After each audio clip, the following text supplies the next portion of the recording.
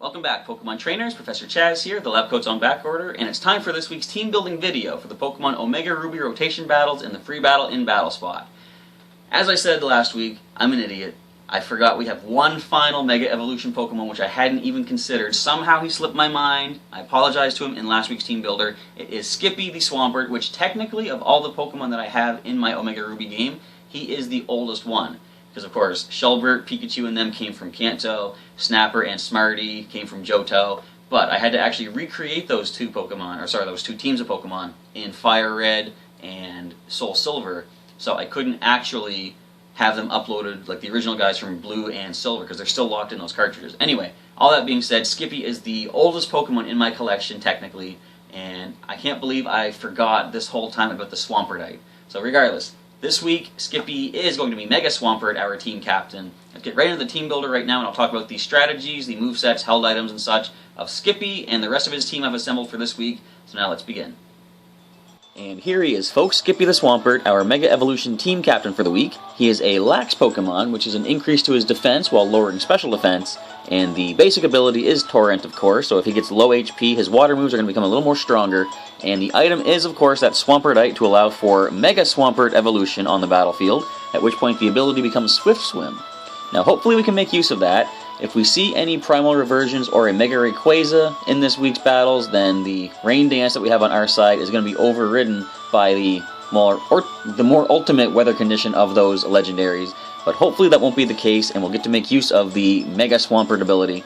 And the moveset begins with Waterfall, which has a chance to cause a flinch if the Pokemon outspeeds. Now, of course, regular Swampert might not get the outspeed, but when he goes into Mega Evolution Swampert, with the double boosted speed in the rain, he can possibly outspeed and get some flinching.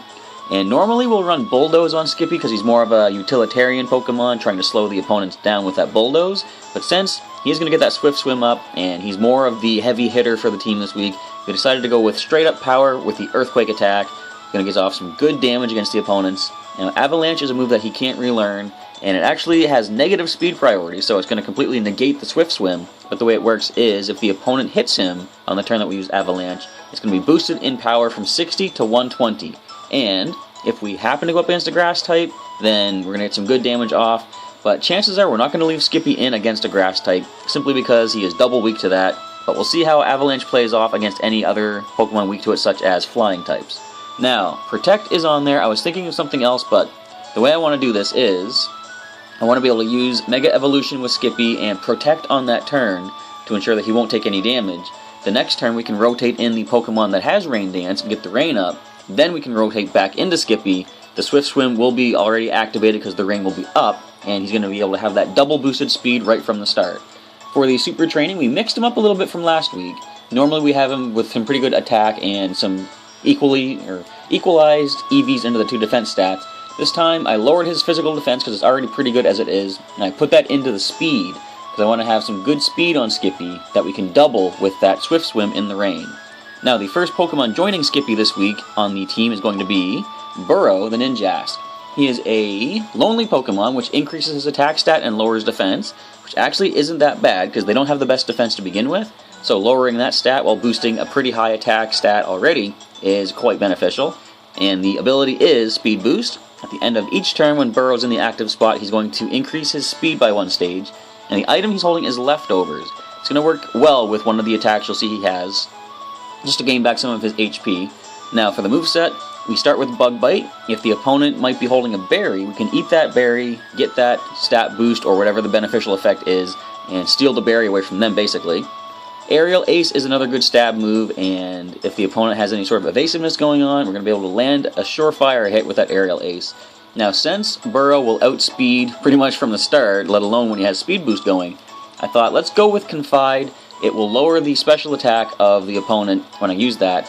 And there's another way we have something to set up some physical defense on the team, and Burrow is going to be a good way to lower the special attack of the opponent as well. So we're going to sort of lower the incoming damage on both sides. Substitute is the move that's going to work with the Leftovers. I can bring Burrow up, and since I say chances are he's going to outspeed pretty much anything on the opposing side, we have a free chance to get a substitute up, see what the opponent's going to go for, and the leftovers is going to heal back a little bit. We can basically stall out some PP of some pretty powerful moves by continuously substituting and healing back with the leftovers. For the super training, we put a good amount into the attack and speed, max them both out, and drop the remainder into the special defense, getting maybe a point or two added to that.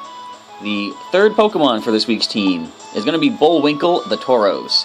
He is a hardy Pokemon, which is a neutral nature, so nothing is boosted or lost. The Intimidate ability will drop the attack stat of anything that is in the active spot when Bullwinkle comes out of the Pokeball. So, as I've said in many battles in the past, chances are I'm going to lead with Bullwinkle just to get the Intimidate drop, unless I expect the opponent might be competitive or defiant. Now the Chesto Berry is going to work well with his rest attack, as you'll see. As soon as he falls asleep, he'll wake up immediately. Now Headbutt is a pretty decent move he learned back in the Ilex Forest, I believe, in Soul Silver. It is a stab move and can cause a flinch, and at a speed of 311, Bullwinkle's probably going to outspeed a lot of opposing Pokemon and could get a good chance for a flinch. Another way to flinch could be that Iron Head attack. It is super effective against rock types that would be resistant to the Headbutt, and it's got some other super effectiveness as well, such as Fairy type, and also could cause a flinch. Now Wild Charge is on there, it's pretty powerful, it's an electric type move, it does cause recoil damage, but it's got some good power behind it and some more type coverage for the team. And the reason we have the, well, not the reason we have the Wild Charge, because we have the Wild Charge, we do have Rest attack. So if Bullwinkle is at low HP, I can go for the Rest, and immediately wake up with that Chesto Berry getting a full heal, and Bullwinkle will be back in the Battling Spirit once again. For the super training for this Tauros, we maxed out attack and speed, drop the remainder into the special defense. You'll notice a lot of the Pokemon this week are based on physical offense. Hopefully that's not going to come back and haunt us if the opponent has a lot of physically defensive Pokemon, but that will remain to be seen as we do the battles. The fourth Pokemon on the team for this week is going to be Smarty the Noctowl. Smarty is a docile Pokemon, which is also a neutral nature, and Insomnia is the ability, so Smarty will not fall asleep if the opponent goes for something like, I don't know, perhaps a Dark Rise, Dark Void. We'll have to see if that plays out. Now, he's holding the Damp Rock, because as you'll see from the first move, this is our Rain Dance setter. He's got pretty good defenses, and he can rotate in and get the Rain Dance up, and chances are, even if he is outsped, which is possible, he could possibly survive a hit thanks to the defenses, get that Rain Dance up for the team, and then we can rotate Skippy back in, who then should outspeed as Mega Swampert. I want to make sure the rain stays up as long as possible, that's why he has the Damp Rock. Now Reflect is the defensive wall that we're going to put up. Unfortunately, the Pokemon I chose this week, none of them can learn Light Screen, so we're not going to have that to fall back on. But for physically defensive purposes, we do have Smarty's Reflect, and Psychic is going to be the offensive move to go with. We didn't have another Psychic move on the team, so I decided let's just go with that, and it's pretty decent power. It's got a special attack of 200 here on Smarty after super training, so it's our really only specially offensive Pokemon this week. Hopefully Psychic will come through with some good damage. And if Smarty is getting low HP, we do have that Roost attack. We're going to heal back 50% of Smarty's full HP when we use that. For the super training, you'll see we mixed things around a little bit. Attack and speed we put nothing into. We max out the defense, put a good amount into special attack, and drop the remainder into the special defense and the HP. The fifth Pokemon on the team this week is going to be our little Persian Whiskers. She is a quirky Pokemon, which is also a neutral nature, so we got 3 neutral natures this week. Her ability Limber says she is immune to paralysis, much like electric types nowadays, and since she's going to be hitting on the physical side, we gave her the Muscle Band. Now, I was toying with the thought of making her specially offensive, possibly with Nasty Plot and some good special attacks, but we're not going to have a lot of opportunity to start setting up stats. Generally, when we're doing these rotation battles in the free battle, we face a lot of legendary Pokemon, and I don't bank on Whiskers surviving too many hits from some legendary types. But regardless, we're going to go with physical offense. Now, the first move, as I always say, we're likely not going to use it in the Wi-Fi battle, but she does have Payday, which is a good way to rack up some money if you're taking on the Mauville Food Court.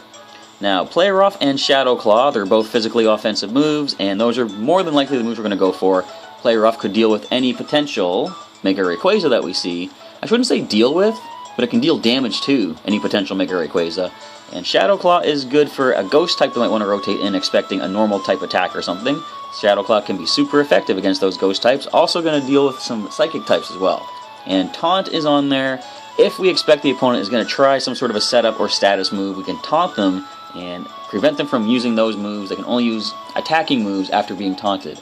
Now, the super training, Much like a lot of Pokemon this week, max attack, max speed. However, Whiskers, we drop the remainder of the points into the defense instead of the other stats. The final Pokemon for the week is going to be Keaton the Heracross. Now, he's taken a turn as a Mega Evolution team captain, but he's back in the running as a regular Heracross this week. He's a lax Pokemon, which increases defense and lowers special offense, just like Skippy. And he has the Guts ability, so if he takes a status condition from something, his attack stat is going to be boosted up quite nicely. And since he is double weak to flying, and he has a couple other weaknesses as well, we got him holding the Focus Sash to ensure he's going to survive one hit from full HP. Moveset begins with Close Combat, a very powerful fighting type move. It does lower both defenses after using it, but at 120 power, I believe, with an attack stat of 319, we can possibly drop a lot of powerful Pokemon, or if not, get them down quite low for a cleanup from another Pokemon. And of course, as I say, Keaton himself will survive one hit with that Focus Sash. Rock Tomb and Bulldoze are both on there for speed control. Keaton is not the fastest Pokemon, but thanks to that Focus Sash, we know he'll survive one hit, and we can possibly get the speed drop on anything on the opposing side with one of those moves. If we see a flying type, of course, Rock Tomb's the way to go, so we're going to make sure we hit. But if there is no flying type in the on the opposing side, Bulldoze is more accurate, and it's going to lower the speed no matter who it hits. Now, I'm going to go with, I think I used this before, I'm going to try to make use of Squeak's Focus Sash counter combo in Keaton. Again, he has a Focus Sash, and the counter is his fourth move. If we see any Mega Rayquaza going for the Dragon Ascend, which is a physical move, we can bring Keaton up and go for that counter. He will survive, and he'll dish back double the damage of that Dragon Ascent. Now, Super Training. Check it out. Max attack, max speed. Drop the remainder into special defense. Pretty much a carbon copy of a number of the other Pokemon this week.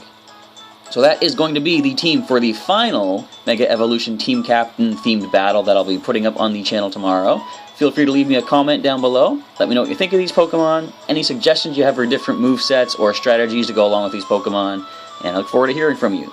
Now, it's going to be interesting how this plays out. Like I say, the Rain Dance is only going to work reliably if we do not see any primal reversions on the opposing side.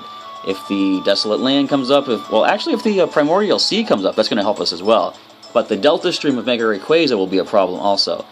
Are we going to see these in the battles? I don't know. We'll have to wait and find out tomorrow, and I hope to come back to check those battles out as we take on the week number 15, final week of the Mega Evolution Team Captain themed battles.